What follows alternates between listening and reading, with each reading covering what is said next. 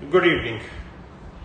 Today we will discuss about what kind of policy making we need vis-a-vis our eastern neighbor, it is China.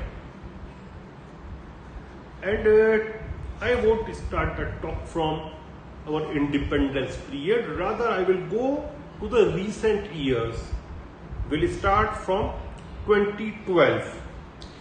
In year 2012, to be very precise, in August of 2012, India allowed HSBC Bank to conclude the first renminbi denominated transaction. This was the very first transaction in Chinese currency in India vis-a-vis India.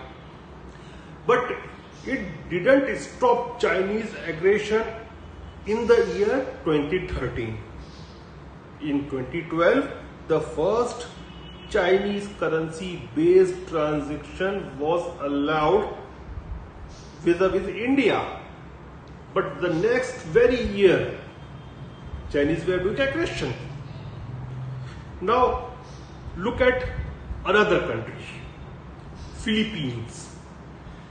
Philippines tried to move away from the US-Philippines security understanding, which gave foothold to the US troops on the Filipino soil, and it was done to appease China so that they can have cordial relationship with China and it can work with mutual interest of Philippines as well as China.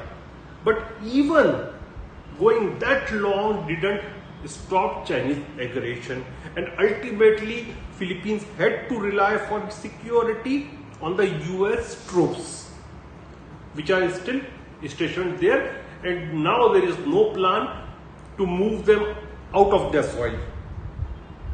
So in short and long, the Chinese mindset appears to be very different from others. Usually other countries, when they are having business interest with another country, they try to have harmonious relationship. When they are having some security tie-up or security friendly hand, like the strategic friendly hand which was given to China by Philippines, the other party responds with warmth. But when it comes to China, neither the security adjustments nor the economic adjustments are stopping their aggressive character or behavior. So this leads to a conclusion that Chinese mindset is very different from other mindsets. And now the government of India, as well as I'll say the intellectuals present in India, it becomes the national duty to dissect the Chinese mindset, and this will work in our national interest. Now, talking party politics apart, I'm keeping both the things apart, party and politics, all those things I'm not considering right now. I'm just talking within the frameworks of national security and national benefit and national interest. And I think Beijing doesn't work upon a 5-year plan or 10-year plan or 15-year plan or 20-year plan vis-a-vis their foreign policy. I think they are working on 25 or 50 years plan. They are thinking in terms of what will happen and what they will achieve in next 25 years or 30 years or 40 years or maybe 50 years. So if we want to design some real strategy vis-a-vis China, so it should not be based for 25 years or 10 years or 15 years. It must be a strategy focusing at least 25 to 30 years from today.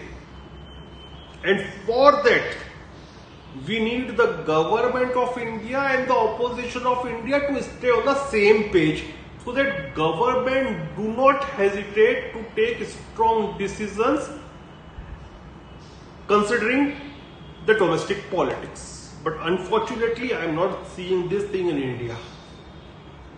And when it comes to China, we have to draft our policy on a larger canvas. So we should ignore the short-time benefits, and we should also not mind the short-time losses. We must concentrate our foreign policy on medium and long-term plans. And that can be the strategy when we have to deal with a country like China, because see, whatever kind of system they are having, that is the communist and one-party system, we may like it or dislike it. I personally dislike it.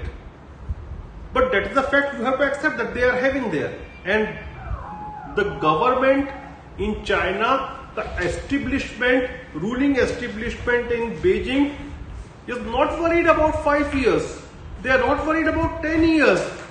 They are not worried about the domestic politics. So you are dealing with an adversary who is not going for elections. So you have to prepare your mindset, your local politics in that framework. So it is essential that both government as well as opposition come on the same page, so that government of India can take medium term and long term decisions vis-a-vis China, even if it costs us something for the short term. Thank you.